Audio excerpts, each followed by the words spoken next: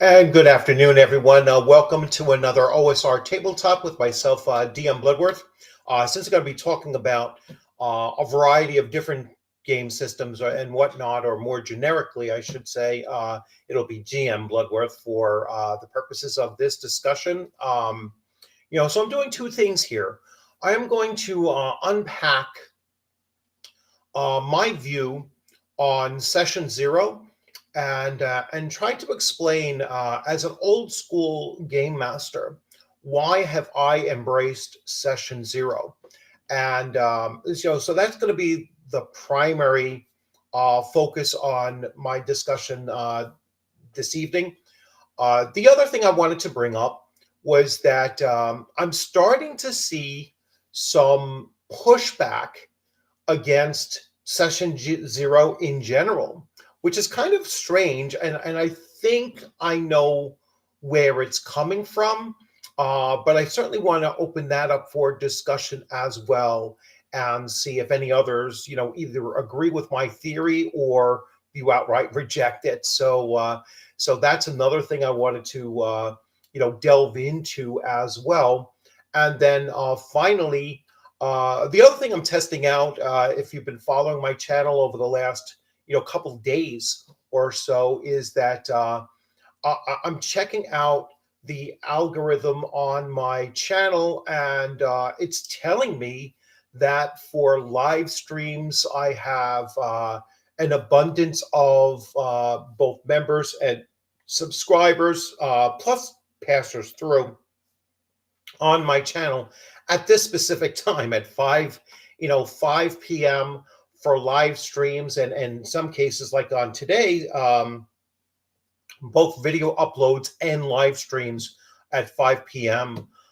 Is a high traffic time for my channel. So I've been trying to just test these things out and see if that's in fact true or not, and hopefully I'll get a greater number of people actually coming in and participating.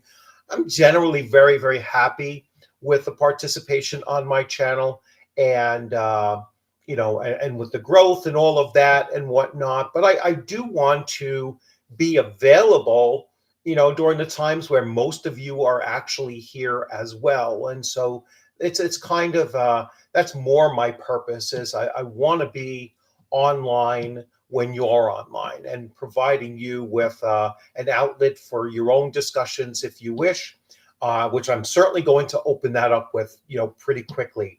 Now, the other thing for this evening, since I am testing out this new time, is that I'm doing this before dinner, so I'm going to probably keep this one fairly tight to around like an hour or an hour and 15 minutes or so, so that I'm not my wife is not bringing the food to the table and I'm still up here doing this. So, and then I'll play around with the timing in the future around that as well. So anyway, let me see. I already have a chat in the chat room. So let's see who is going on in here. So Mac, how's it going? And Mike, you're my test subject. So, or Mark, Mark, you're my test subject, and there you have. Holy cow, I made it in time.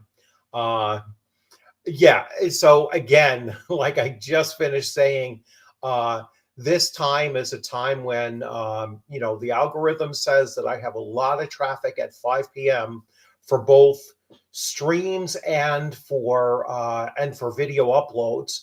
And so I'm going to try to hit those, on target a little bit better than I had been in the past and whatnot. I also know that a lot of channels that I myself follow as well, they seem to have populated that 8 p.m. Eastern time spread a lot more than across the entire week in some cases. So yes, occasionally I will do an 8 o'clock live stream, which this upcoming Monday I'll be doing a live stream. It's my birthday celebration, as well as I will have a guest on the channel, an interview with Fred Quenzer from AutoCon. It's a local convention by me, and so it's be Fred's first time coming onto the channel, and we will be talking about AutoCon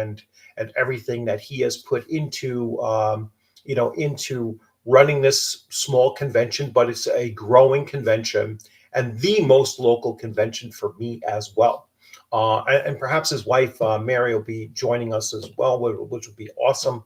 Both these two individuals are just incredible people, very, very nice, far nicer than me, and just incredible to go to their convention. So I will be pushing this as we move forward and come close. So anyway, now first thing, I selected that thumbnail very, very purposefully. All right, so the thumbnail that is on the on the YouTube channel, and for this stream, is a bunch of guys from a movie, and they're kind of looking over. The other guy is off in the background with his hands like around the back of his head, like he's shaking his head. And I wrote there that this is kind of the look that the person with a consent form is going to get, certainly at my table, and probably many, many others. And I think that might be, some of the pushback against session 0 that is also taking place. So, and that is my argument there. So let me, I am going to put the invite out there, so anyone is welcome to join in. I can have up to 10 people, including myself, I'm guessing, up here on the screen, so in my backstage area. So if you want to come on stage, you're certainly welcome to do so. And let's see, we have a comment here from Mark. Have done a session 0 for more than 30 plus years. It's just nice for everyone to roll up characters, give a brief background on whatever I'm running, plus set up times, dates, and who is bringing food. Yeah, and I don't see how that can be deemed as a negative, with the exception of maybe where I think some might point to where it says the brief background on whatever I'm running. And I think where there might be some pushback on this is how you're running it, and I'm not certainly taking that, that side where it says, well, it's a problem with how you might be running it. You're the game master. I'm the game master of my own table. Game masters in general, and this is where I expect to get some pushback on my comment, here is that I view the session 0 as the opportunity for the game master to tell the players what he or she is going to be running, if there's going to be any homebrews, attached to it, if the general tone of the campaign that you're planning on having, and then basically laying out the expectations. What I, as a game master, will be expecting from the players, and just in not the way that I run the campaign itself, but my presence at the time of the campaign, and the game session, my presence in between sessions. What can they expect from me as the game master? Will I be engaged with them in between game sessions? Will I be on time for the game session? Will I communicate with them if I'm not going to be on time for whatever reason? Because most of us, and certainly at my table, all of us are adults, and we have things. I might be driving home from work. I might be working a day I'm normally not, and so that might interfere. And everybody has things that come up in their own life. This is balancing gaming time with real life demands on us, and the real life demands are always going to come first. So I look at session zero as an opportunity to kind of lay all of that out there. All right. And to basically say, this is how my table is going to be running. And this is what I expect from you. This is what you can expect from me. And if you're still willing to stick this out and start playing, our next session will be next Friday, and be ready to jump right into it. Jump right into a campaign and go forward from there. Now, this is a very old school game master centric approach. All right.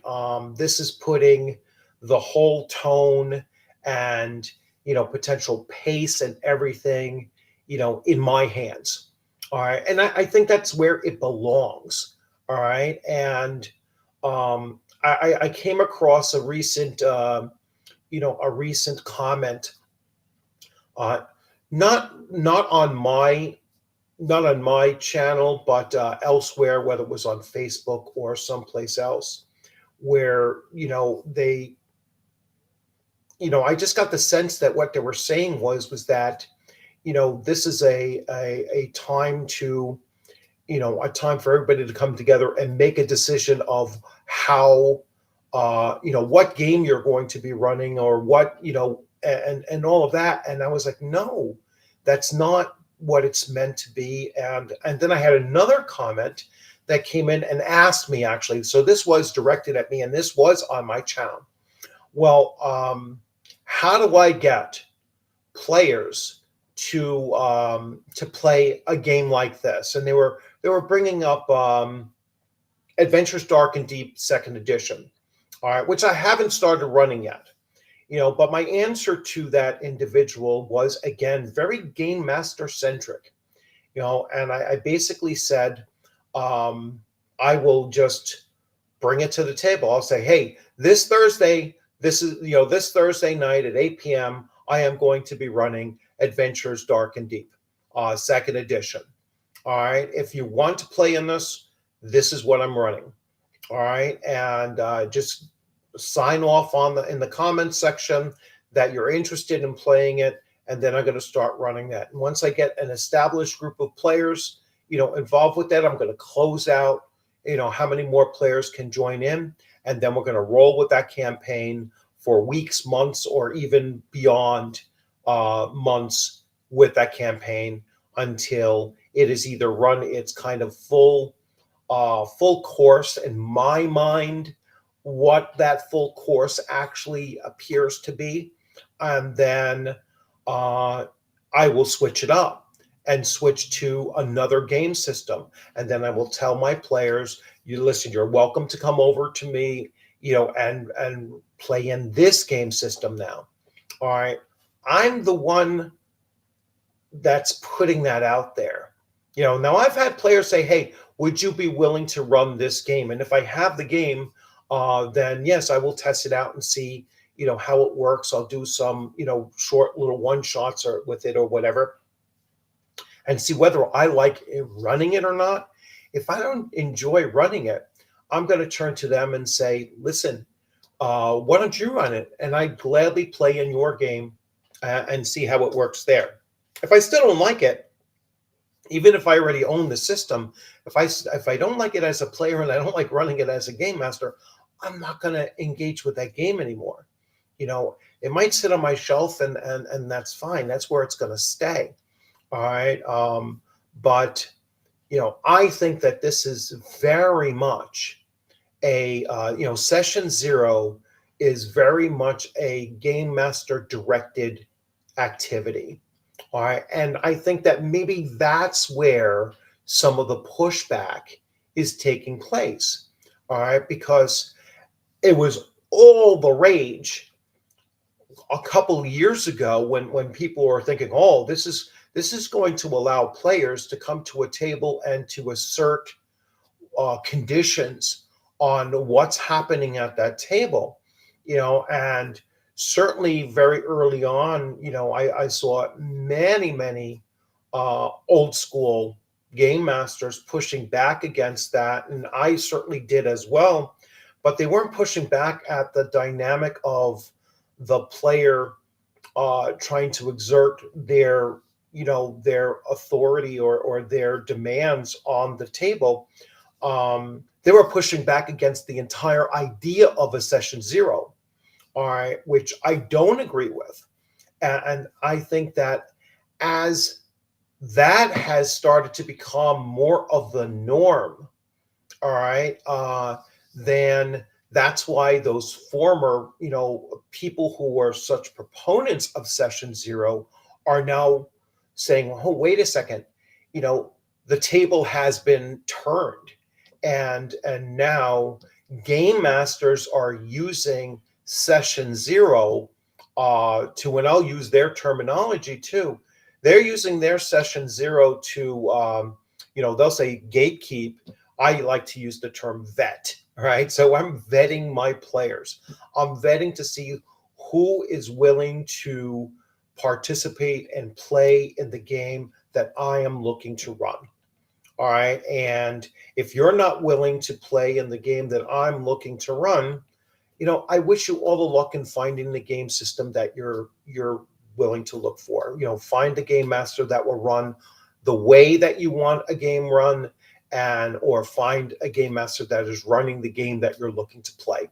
And I think once many of us have started to grab a hold of that usage of session zero, that's why we might start seeing some of that pushback now. At least that is my basic premise with all of this, is that I'm starting to see, like on X, and in other commentators and everything, that they've been saying, oh, you know what, session zero is there's a lot of reasons why you shouldn't do session zero, and those reasons are most likely, because session zero is being used to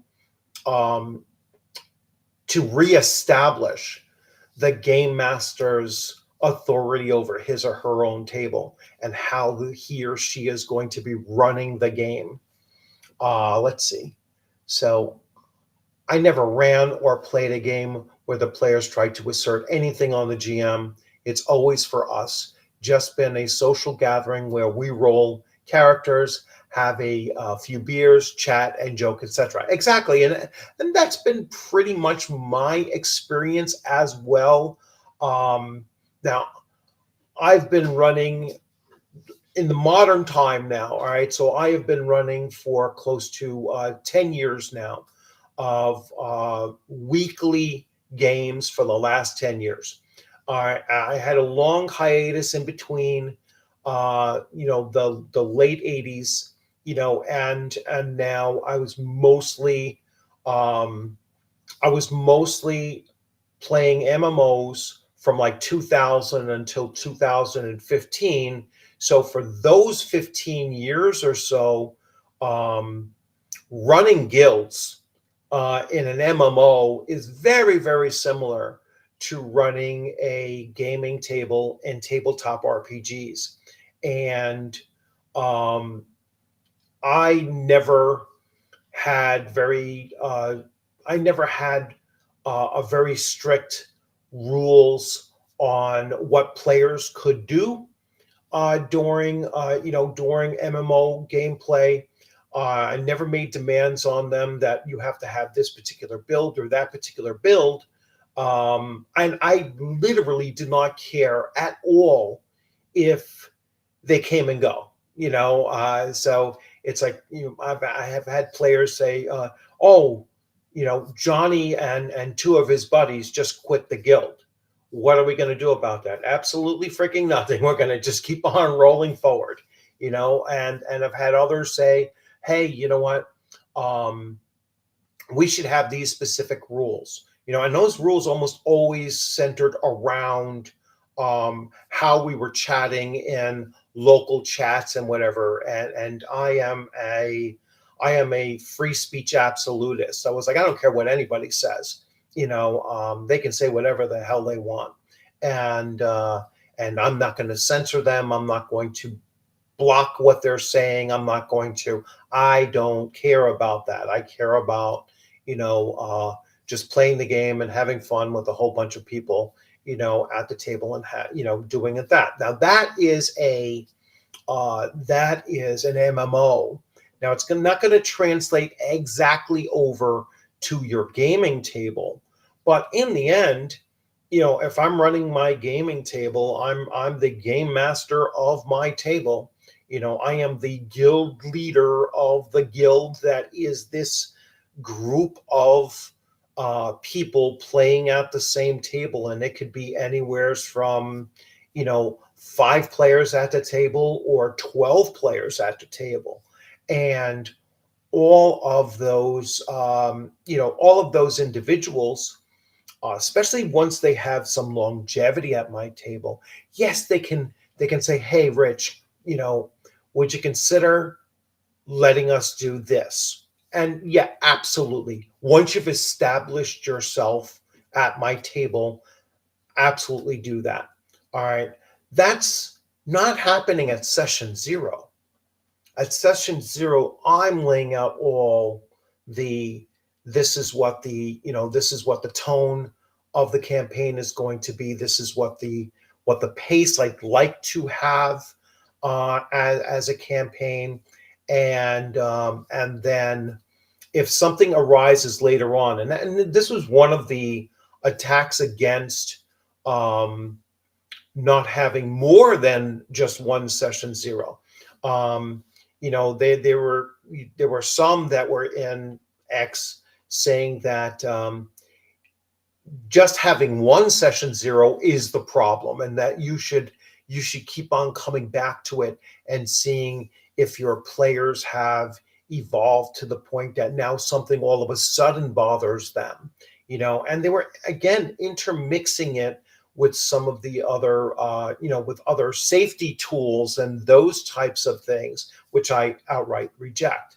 And so I was like, this is where I see revisiting that and seeing if somebody has suddenly had a change of mind on something, and no longer wants you to do that at your table. They're free to leave. It's always been the case. No one is held captive at a table.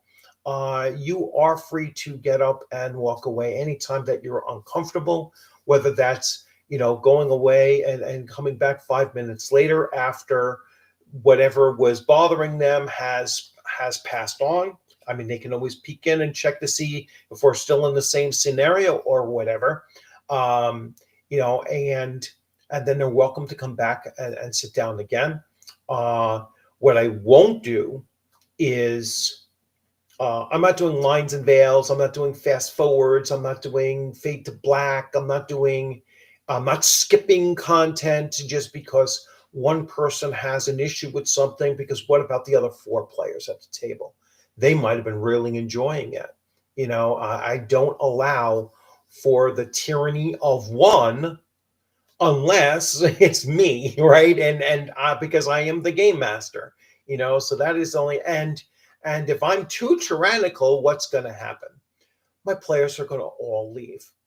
All right. And then I'll be sitting there and being like, well, maybe I should have done something differently. I'm big enough to acknowledge that, hey, that's not, what I really should have done, maybe, or intended. Or maybe I'll be dead set on it. I was like, they left for silly reasons. I'm still going to run this game this way. And I'll put the invite back out there again, and the table will fill. All right. That table will fill up again. So let me get to some of your comments here. Yeah, session zero is only for rolling characters, and I don't do like a session per se. I'm like right now I'm talking about starting a new Shadow Dark campaign on April 18th, and I'm already chatting with some of the players. They're already starting to create their characters, and they're already putting them on Roll 20, and we'll chat during the time. Remember, I set those expectations. They should be able to expect from me as the game master that I will make myself available for their questions. That's the great thing about playing online. One of the benefits of playing online is that we have things like Discord or Facebook or whatever, or just emails. Email me if you have some questions about the campaign and where it's going or whatnot, or what can you do to better prepare for it. Yeah, so Star Wars Galaxies. Star Wars Galaxies was actually my first.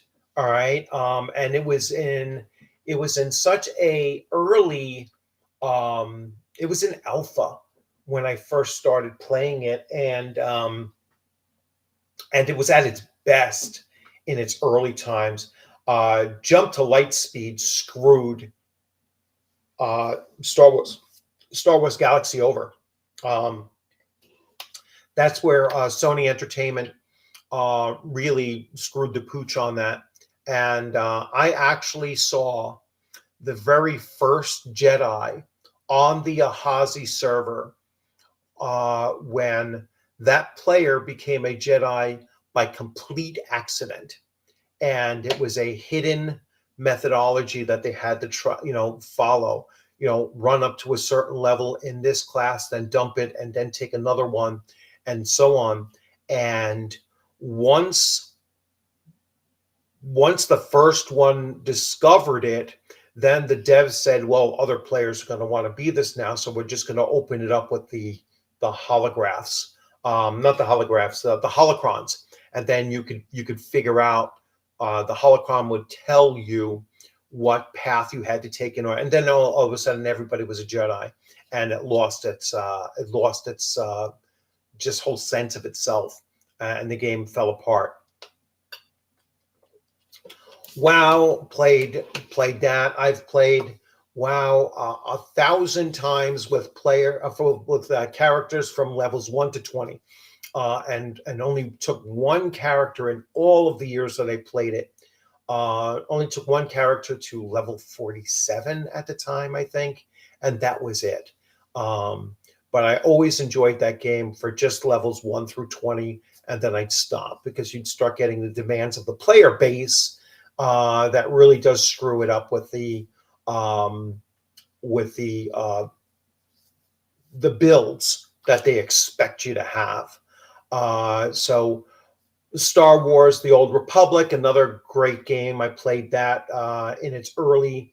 All of these games I played when they were in some cases alpha or beta, and started with them very, very early on.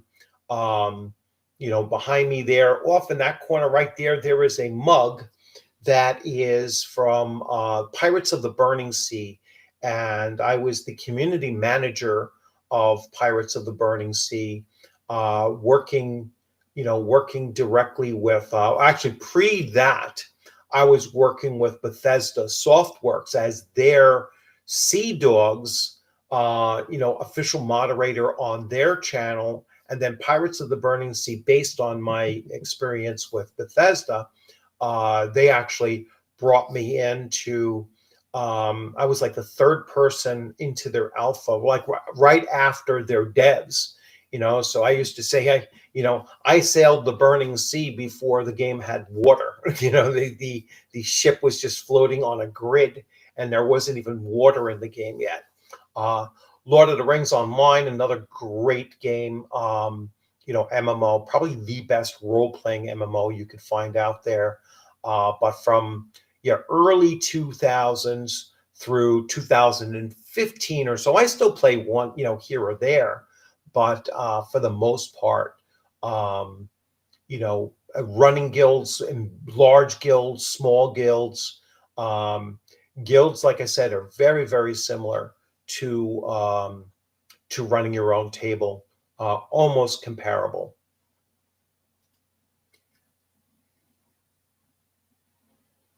Yeah, we generally didn't. We never even thought about those things. Safety tools. It was always just it's a game. You're not going to get hurt. You're not unsafe at the table. But again, that's a generational thing. Gen X was certainly raised differently, raised tougher, perhaps emotionally tougher. I mean, oftentimes we were raised, I used to say it, we were raised to be uh, devoid of emotion, basically, other than, you know, either great joy or great anger, but nothing in between. There was no such thing as like sorrow or anything like that. At least that was my upbringing for the most part. Um, yes, Shadow Dark. So April 18th, I still have slots open for that as well. That will be on either alternating Friday nights at 8 p.m. Eastern Time or Saturday, 8 p.m. Eastern Time. And if it is on Saturday, it'll be every Saturday. Hey, Bo, how's it going? Session 0 is a time to review the table's rules, social contract, most of which is summed up. Don't be a dick. Yeah, and again, it's the table rules, especially if you're homebrewing a system. That's the time to let everybody know, hey, this is what I'm doing. This is where I'm going with the magic system, let's say. I'm not using the spell slots. I'm using the magic, MEP for like Castles and Crusades, or I'm using Shadow Dark system of magic where you have to roll successfully, and if you fail, then you can't cast that spell again for the rest of the day until you get a full, uninterrupted long rest, and then the next day you'll have your new spell slots again. But it's important during session 0 to let the players know this is the game I'm running. This is if any homebrews that I am going to include or house rules I'm going to include in it. These are some character classes I do not want you to play. That's one of my main ones, right? I don't like bards, and I don't like. I'm not crazy about multi classing. I think it slows down the player too much in comparison to everybody else. But anyway, yes, the social contract, like I said, I expect if you're not going to make the game, please let me know. Please let us know. Reach out. Let us know. Nothing against you. Unless somebody doesn't show up for like weeks upon weeks, then it's like, all right, you know what? Maybe this time slot is just not for you. But otherwise, if it's just infrequent absences are perfectly fine and understandable in many cases. And yes, don't be, anyone is welcome to sit at my table. All right, as long as they are there to play, they're engaged while they're there, and they're getting along, with everybody at the table, or virtually everybody at the table almost all the time. You know, Anybody might have a off day or whatever. They're just not in the mood and everything. Hey, if you need to go walk away and take a breather, if you want to just say, hey, you know what, I'm really not into it tonight. I'm just going to step away for tonight. That's perfectly fine. Again, no one is held captive at the table. Just don't make it a huge habit.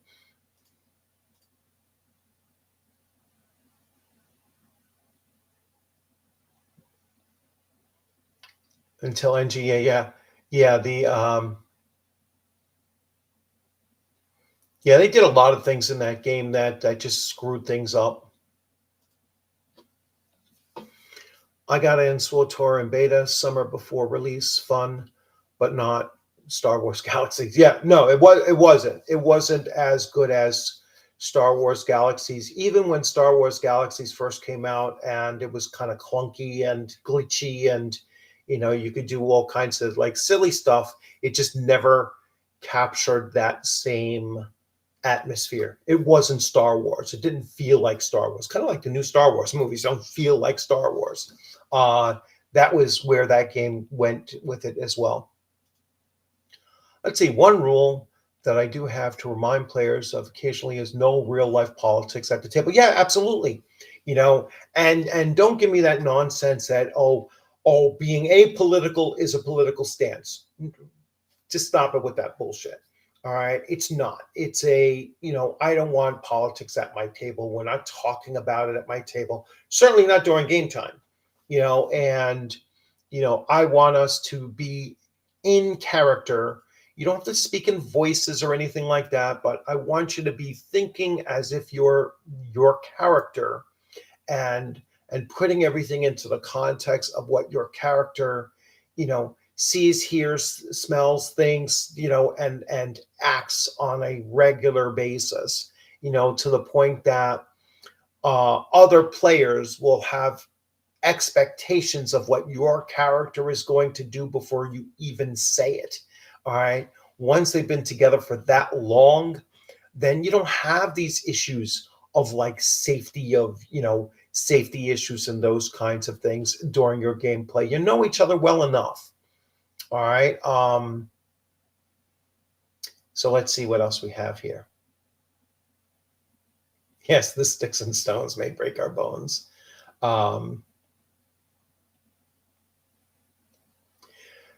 Mac, you could definitely jump in. So that is going to be on, the first one is going to be April 18th. So on my Discord channel, just say, hey, I want to join your Shadow Dark campaign. I will give you that role. And then I will send you the direct message for the link to the game on Roll20. And yeah, we can start talking about the character. So it's going to be the 18th, and then 2 weeks from then, and so on and so forth. So alternating Fridays. And I'll let you know well ahead of time if anything is going to get in the way of that schedule. And as long as you let me know the same thing, we'll be fine. We could do makeups and those kinds of things as well if that works best for everyone. Hey, Squirrel, how's it going? And hey, I could already see I have like 33 people watching, so maybe this 5 o'clock time slot is actually very, very accurate with when I have a lot of people on. So that's good. Hey, how's it going? And good to have you here. I was raised a poor orc child, yes, and that's a very apropos name because a lot of tables have been saying orcs are people too, and so you're a person. I just want to know if you're a Mexican orc or an old school orc. Are you a pig-nosed orc?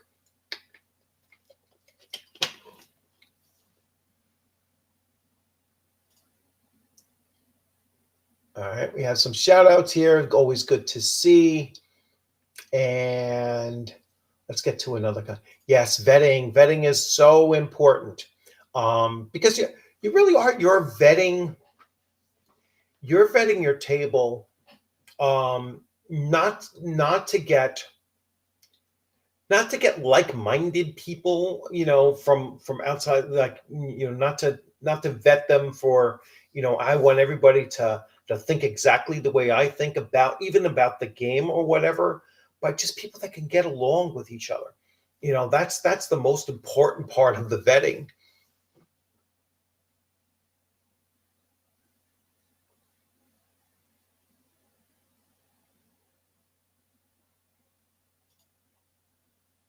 Hey, Cole, you know what? I'm gonna have to, one of these years, try to get out to Gary Con. It is just such a, if you don't live close to there, it's just such an expensive thing to do. But I'd love to be able to get out to one.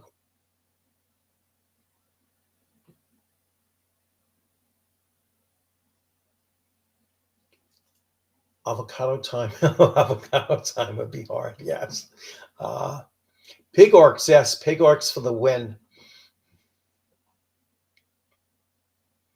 I'm gonna forget. Were they orcs started out as chaotic evil, then they became lawful evil, then they went back to chaotic evil, or maybe there's a mix of both or whatnot. Um, but yeah, I'd have to go back to and look at the various you know, look at like Holmes edition and then Holmes Moldvay, basic, you know, D&D basic, and then AD&D, and they do switch their alignments back and forth a little bit between the old school D&D.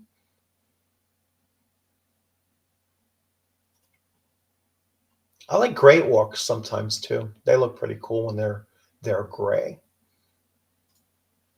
Let's see.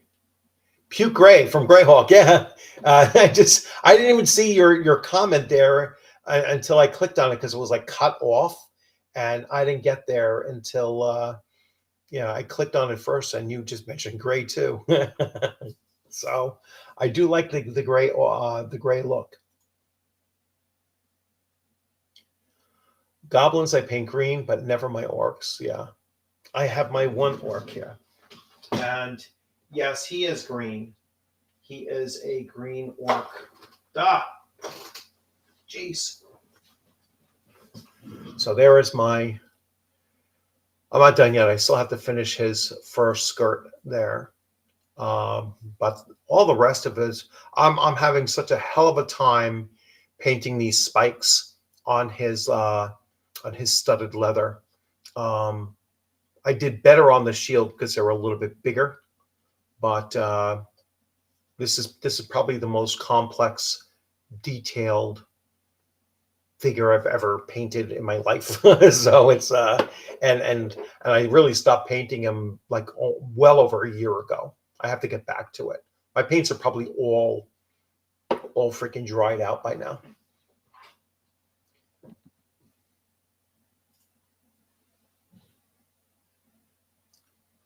Well, we rolled for 30 to 300 orcs.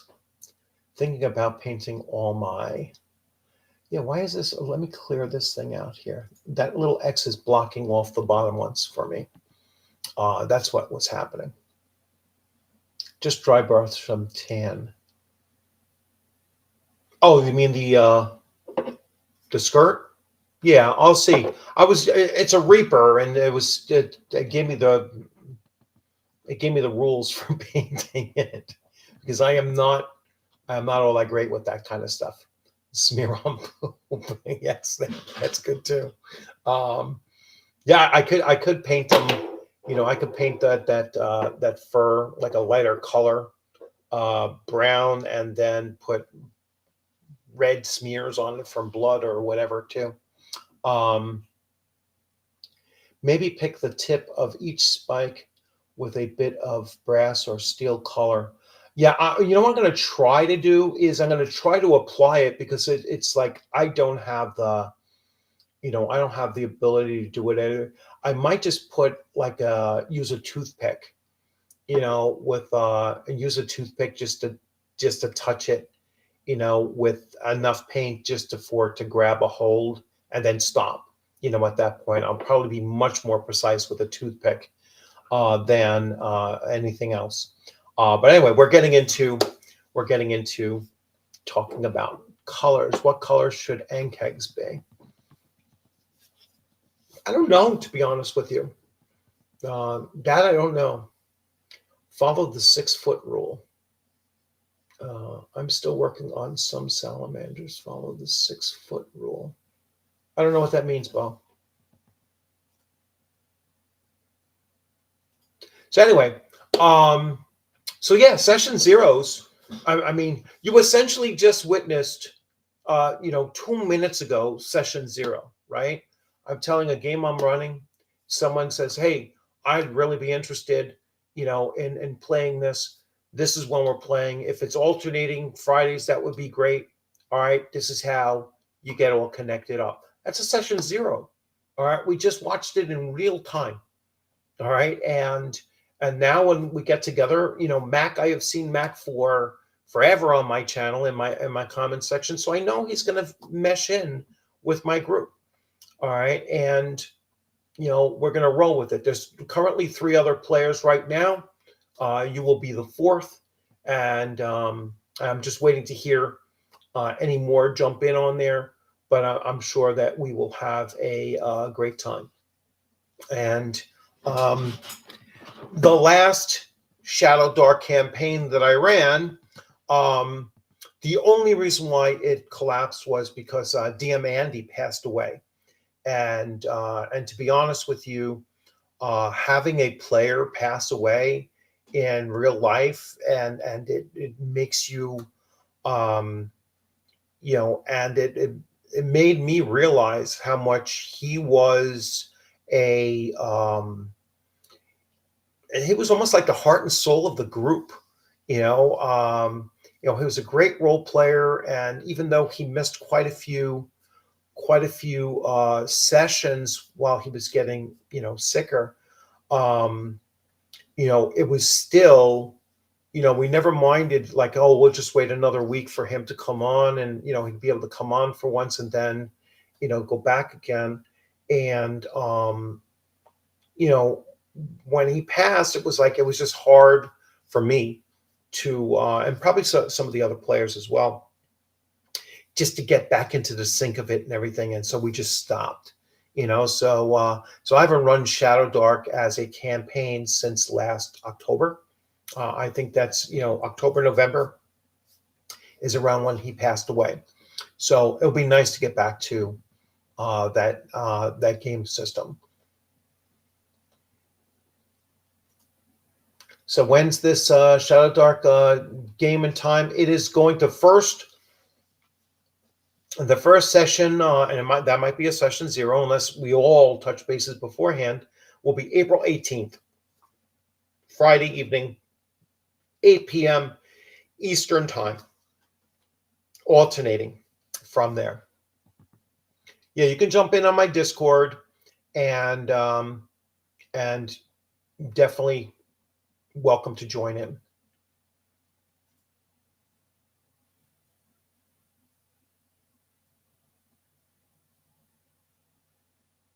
I don't know. Well, I know that you're like a tier 4, role player, or at the very minimum a tier 3 role player, and I certainly would. I certainly would. It would be nice to have somebody that has a lot of experience with role playing that way, because I think it'll elevate everybody up to that same level, including myself too. And trying to open that up more so. I consider myself to be, roughly a, somewhere in the 3, low 3 perhaps. But I'm not a real stickler, I'm certainly not like Shauner, another individual, rest in peace. I'm certainly not like Shauner with his ideas of, role playing. And I'm not at the same level as as like Max or any of those other individuals that are super focused on the role playing aspect and being in character, both and again, not voice acting, but just completely 100% all the time in character for that's not how my table has ever been to that extent. But it would be nice to get a little closer to that for sure. But anyway, you'd certainly be welcome, Bo. Now, whether or not you liked it, you would, that might be a different story. But maybe you could teach us a few things. That's 4 p.m. avocado time. Too early here.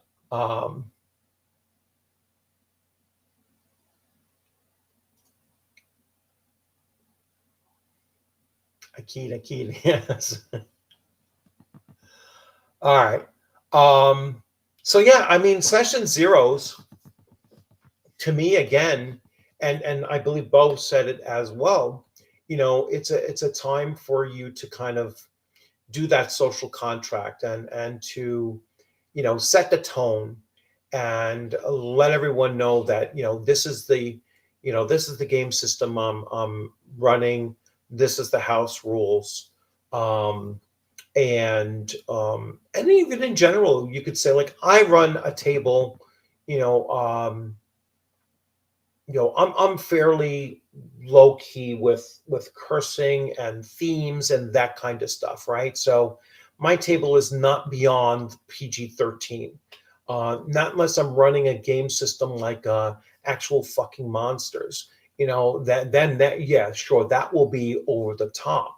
But if I'm running anything that's D&D or Castles and Crusades, or even Mothership or something like that, then that is still not going to get to the rated R level of it. It might be you know graphically a little violent, but it's nothing that would make a reasonable person say, oh, that's kind of over the line, kind of thing. That's not going to happen at my table.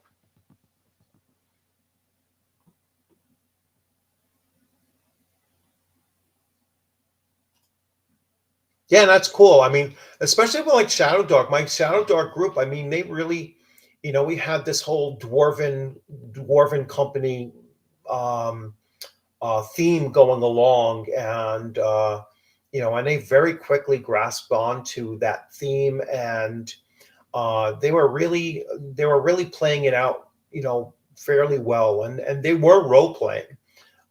Again, not necessarily voices, although a couple, dabbled with that as well.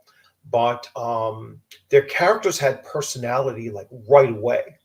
And when I say like right away, like session one, they were starting to establish their characters' personalities.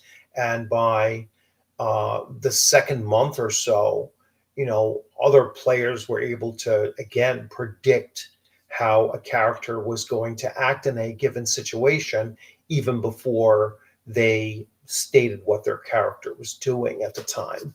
So yeah,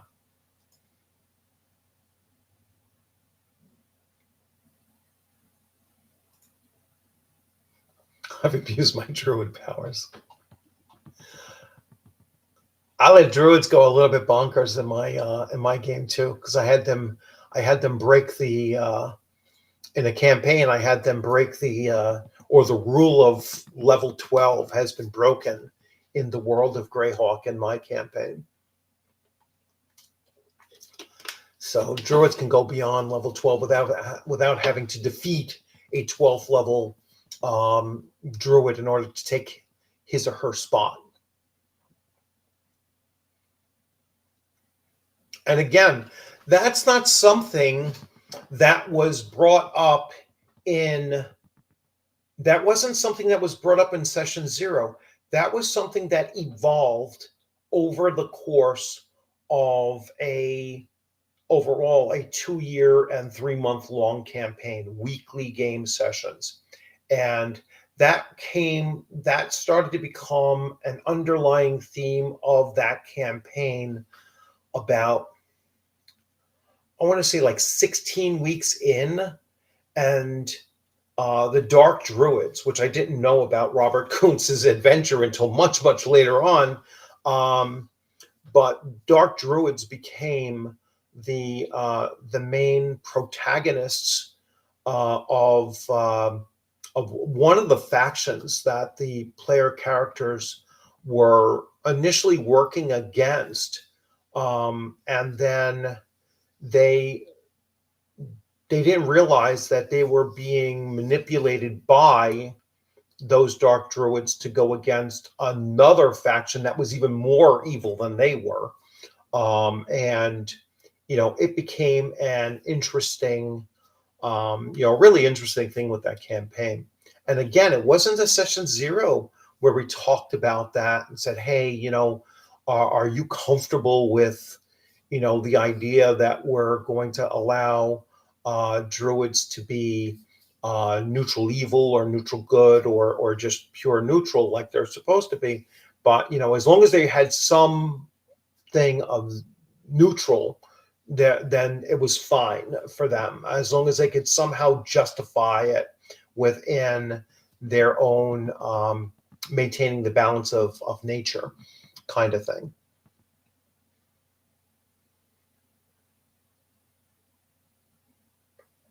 Cool.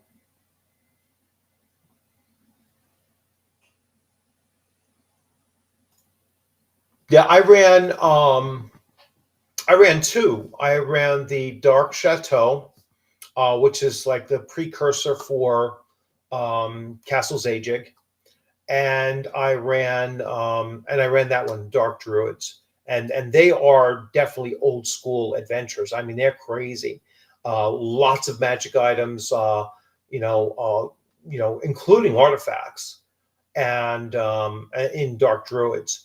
And then you have a Demon Prince in Dark Druids as well. So it is really an over the top kind of adventure. Definitely old school stuff.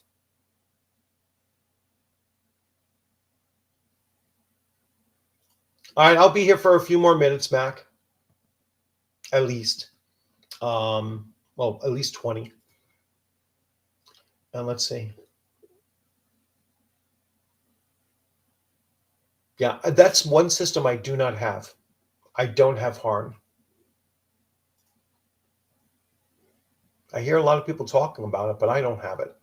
So anyway, let's get back to our topic at hand. So why I embrace Session Zero?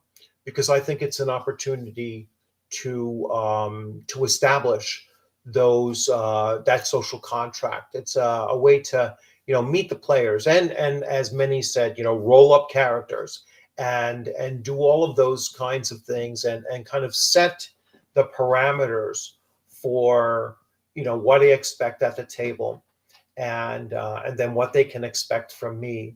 And like I said, I think that there's some pushback on this now because some are looking at that as being a method that us old school game masters are using to, they'll say gatekeep, I use the word vet, and they don't like the idea of vetting.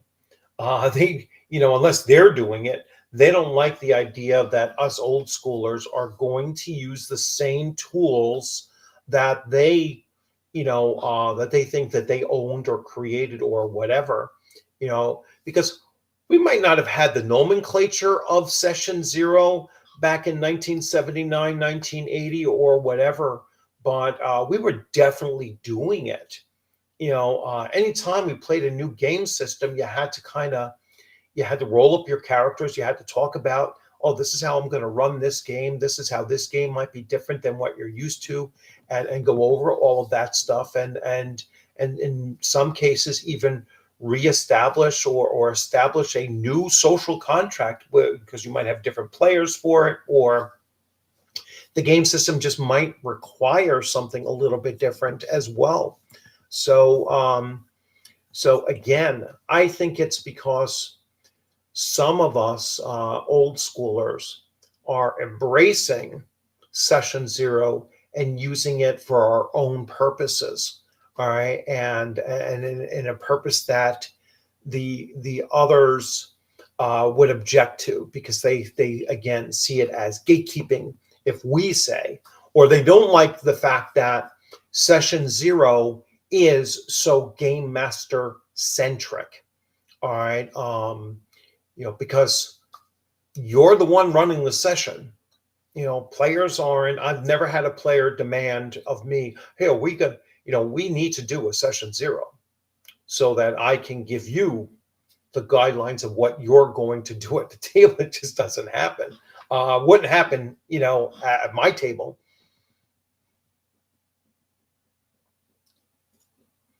So yeah, Session Zero definitely defines the parameters. I like to refer to Session Zero as the beginning of the conversation. Yeah, and it doesn't have to be a very formal session. Like I said, I just conducted a Session Zero with Mac, 10 minutes ago. All right, and your session zero doesn't have to be with all of your players at the same time. It could be spread out over, a length of time, and and with different groupings of players or individually or whatnot.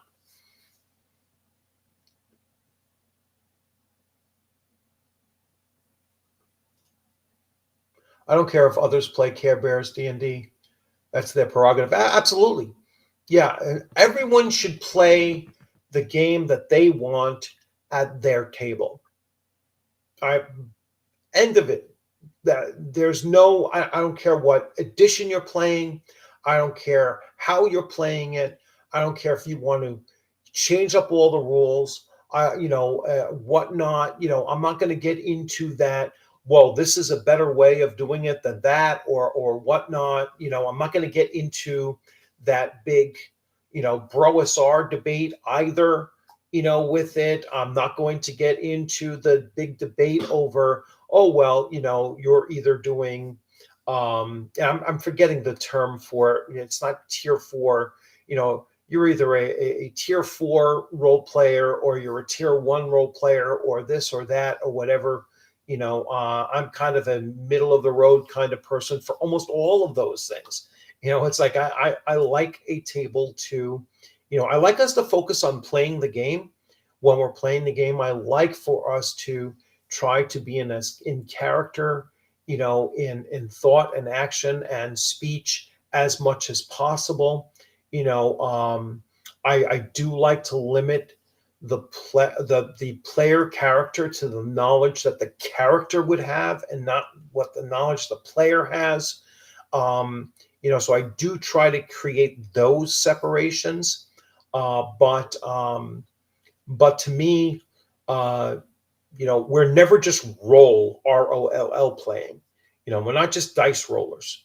No, where you have to go beyond that, and you're not just waiting to dial in your next move. You need to be focused on what's going on, during the course of the adventuring that's taking place during the session. So yeah, no one's dialing it in either. Just let me know when I have to roll dice, kind of thing. Now that's going to be, I got that certainly from Sean or two. It's like, no, but I don't need a human dice roller at the table. And I also I don't care how great a role player you are.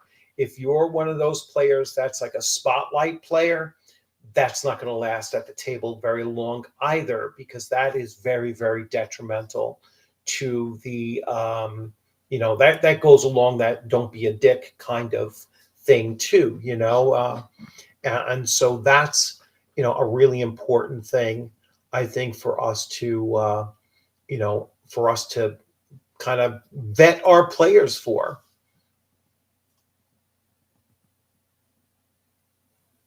Yes. Yeah, and vetting's the same way. They call it gatekeeping. Gatekeeping is to protect your gate, right? And your gate is your table. And that's how it should really be, thought of. If someone says, I don't want player type X to be at my table, and it's a human trait. It's a real life human trait. That's entirely up to them. Do I think that's foolish? Sure, but it's their own table. Let them run their table the way that they want.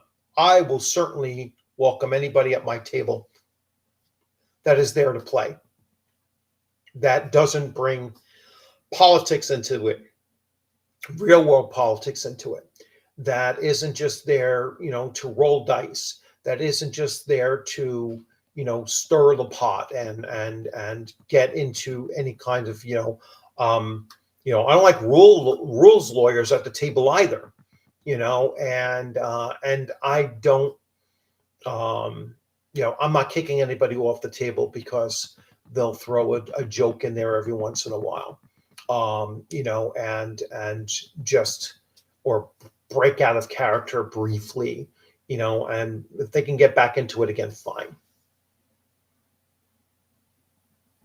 Yeah. Yeah. Don't, there might be various levels of asshole, I guess, and some people can't identify the very specific levels of asshole. Um,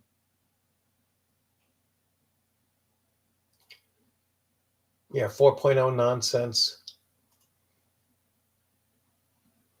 Now, I wasn't around for 4.0, but it was, I think it became a little bit more prevalent, most likely during 5e than it was even in 4e, right? But maybe I'm wrong.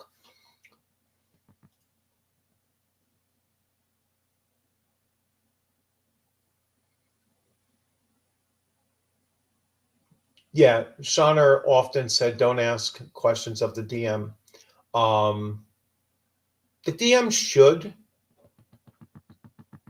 tell the character what the character can see, smell, hear, sense if there's a chill in the air or something like that. Those kinds of things. Um, just be very, very descriptive of the space that they're in. Um, and again, that doesn't come with you know that's not going to be that'll be something that you discuss in session 0 when you're trying to say, like, this is the level of role playing that I'm really looking to achieve. And I think that's important to put out there. And then every once in a while you're going to need reminders. Even as a game master, you're going to need some reminders too, because we'll oftentimes default into the, hey, we're just here to have a lot of fun too. And sometimes I can see that gets a little too loosey goosey as well, and not serious enough for some people. And I tend to like to be a little bit more serious and focused when I'm playing a character for certain. I prefer fantasy racial hatred. Yes. Yeah, they do have those racial preferences, and AD&D first edition, I use them. I would use them for when I'm just trying to figure out, like, how is this. I'm not going to make rolls for it, but I'm going to decide as a game master, you know um you know half orcs and dwarves don't get along very well. So you're not going to be like, you meeting a half orc. I might not have them attack you right away, but there's certainly going to have um that sense about you, like they're not going to be as open right from the get-go.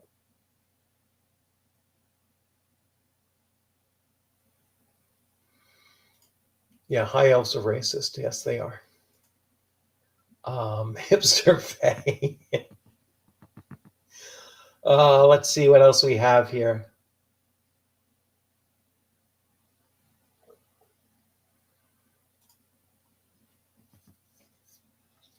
Yeah, I'm wondering about, like, it depends on what you mean by agreed upon tone.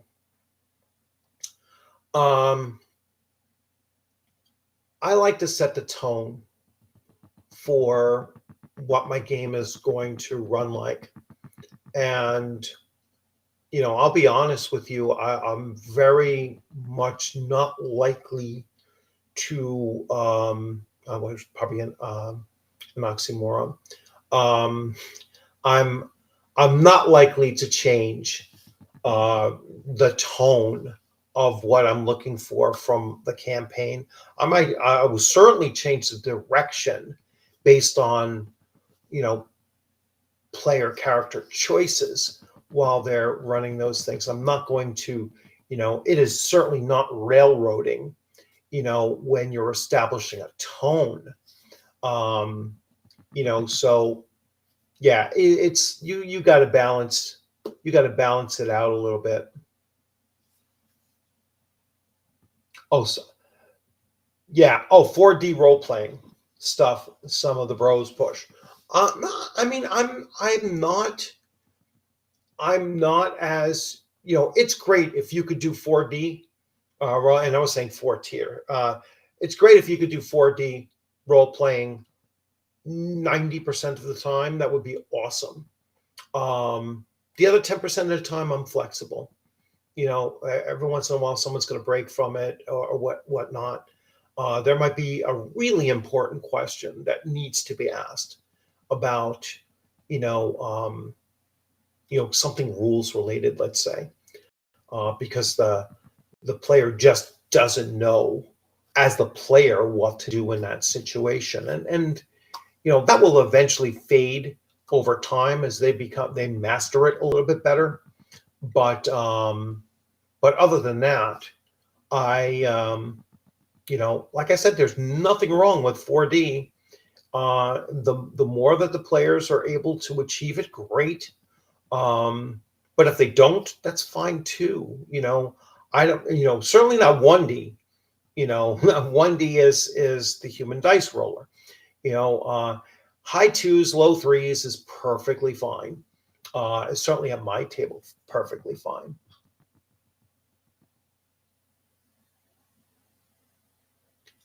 They hate other orcs too. Don't there's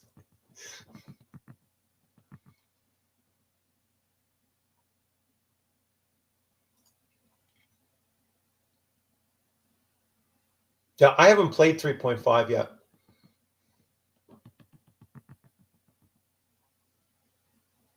The orcs, the hate struggle is real. Yes.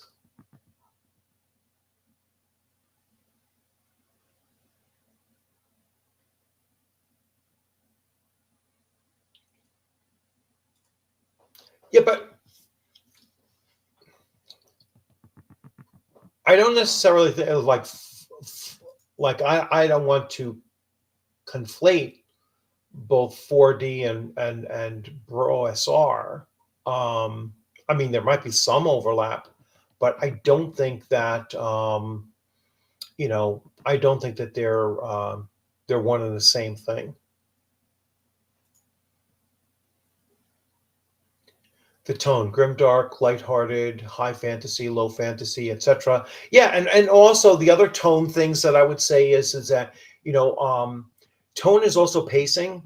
So I will tell my players like, hey, you know what, I'm looking to really stick to the things where your level progression is going to be spread out over an extended period of time. Like I would never use milestone leveling, because I don't like the tone that creates in your game, especially as a campaign.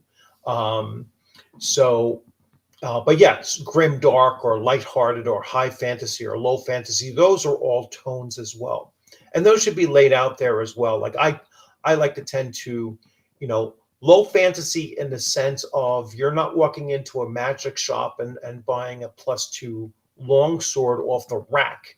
You know what I'm saying? It's like you're going to go in there and you might get your spell components and maybe some some little things here and there, blank scrolls, some very very minor potions and whatnot, but nothing very very high value, and nothing very very magical either, in a magic shop. So when I say it's low fantasy, I like games where you have weapon qualities where it's a non-magic weapon, but it'll still confer with it either a +1 to hit because of the balancing might be awesome, or +1 to damage because it's got such a fine edge put on it. And so that is, to me, low fantasy, where you're kind of you still have the magic that's out there in the world, and there's still dragons, and there's still great magic items out there as treasure items that you might be able to find. But if you're looking for a simple, I just want the best weapon that I can get, there is a mundane version of that, just a master crafted version of that out there. Yes, that's true. Aspiring to become a 3D.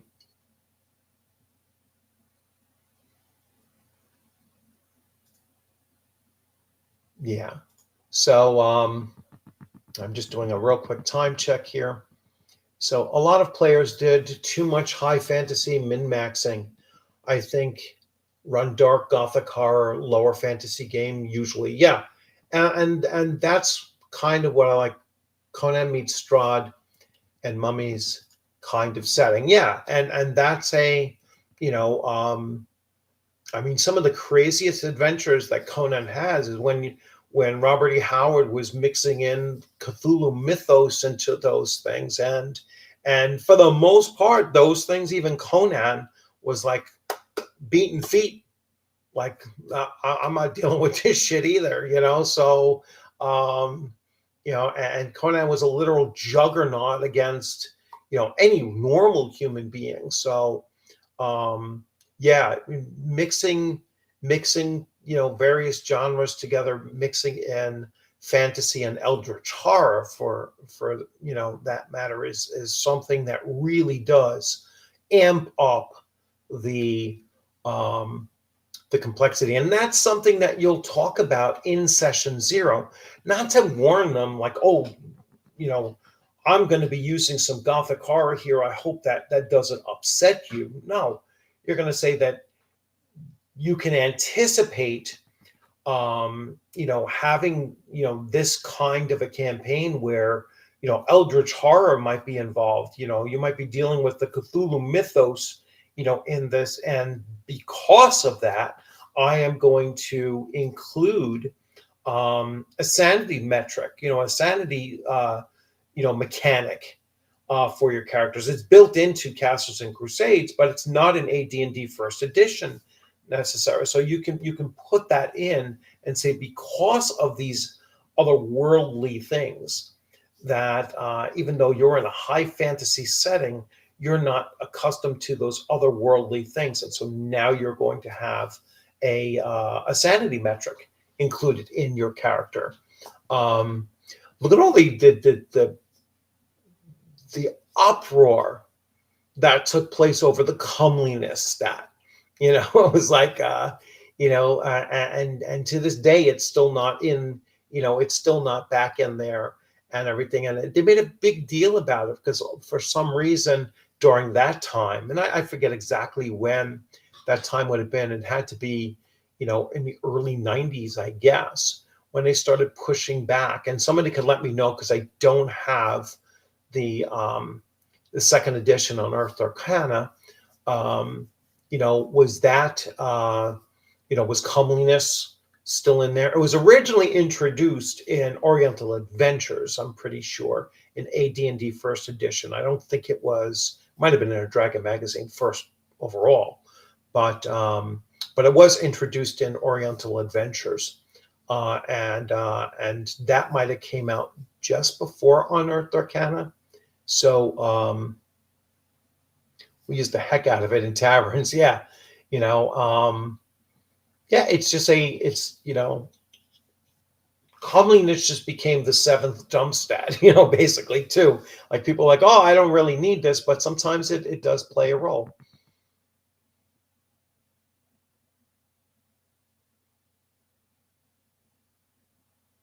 Yeah.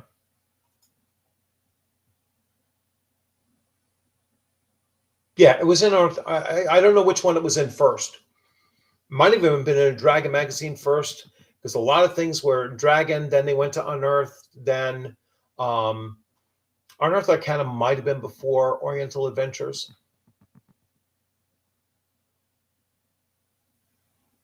Harnworld setting is 100% agnostic, right? Yeah, I'm almost certain it was in Dragon magazine too. First, probably. Most things were in Dragon magazine first before they made it to Unearthed Arcana. All right, so I'm going to wrap this one up. Like I said, this is just really testing it out and seeing where it is. I just wanted to put that out there, and put my own spin on an explanation of why I embrace session 0. I think, session zero, if you use it properly, you'll find that it has a lot of value to it. It helps you bring your prospective players, once they arrive at your table, helps them bring them into your vision of what the campaign is going to be like. And then they can make an informed decision from there. They can decide, hey, you know what, this might not be the game for me. Or they may say, hey, you know what, I definitely want in on this, and take a seat right away. All right, when can we start playing, kind of thing. So, I think that you should have a session zero, but if you choose not to, that's entirely up to you. And I think that there's certainly much more positives to it.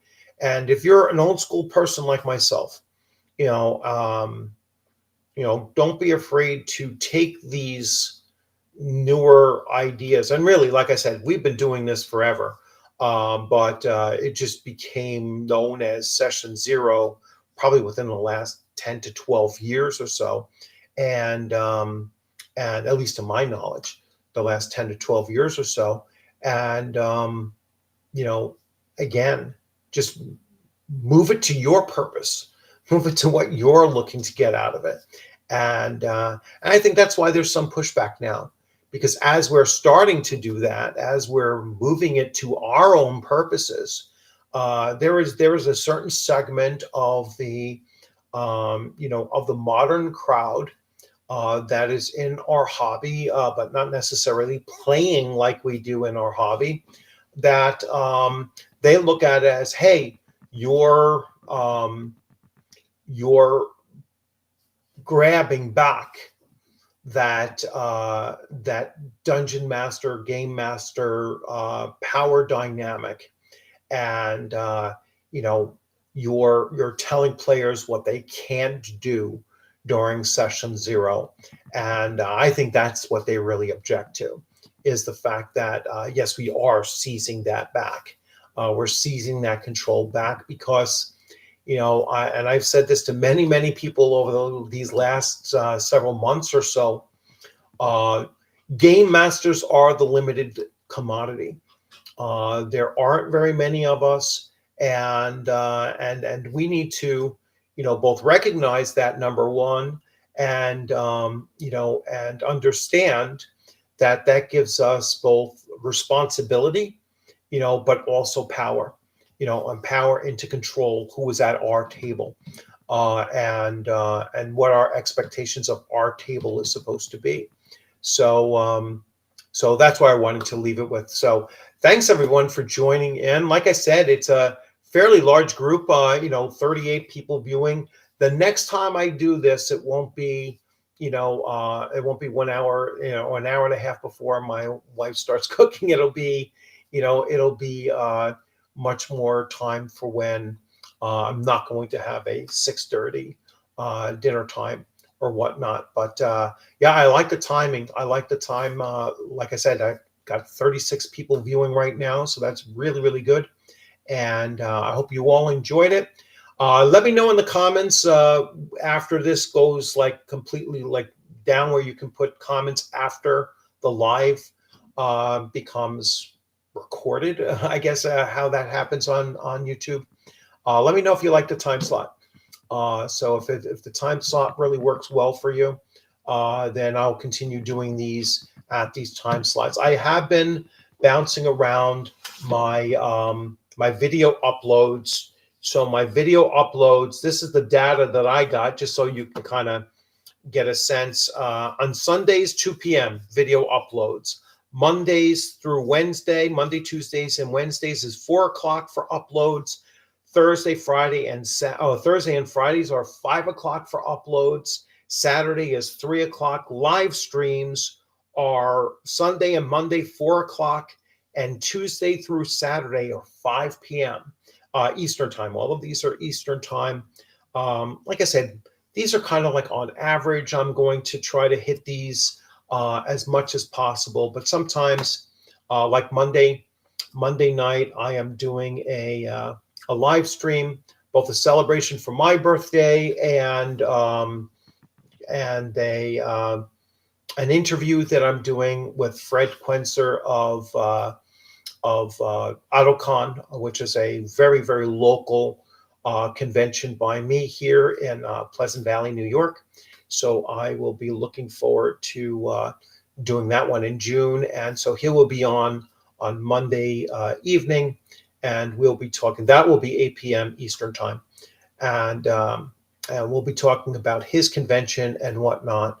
Plus, I'll be doing some giveaways and that kind of thing for my birthday celebration. So, and it's a way for me to thank all of you for coming in on the channel and and just supporting me with your comments, particularly with your interaction during live streams, and with your continued support. So, anyway, thanks everyone for stopping in. You have a great rest of your evening, and I'll see you over the next couple of days with videos and whatnot, throughout the rest of the weekend. So you have a great one. Take care.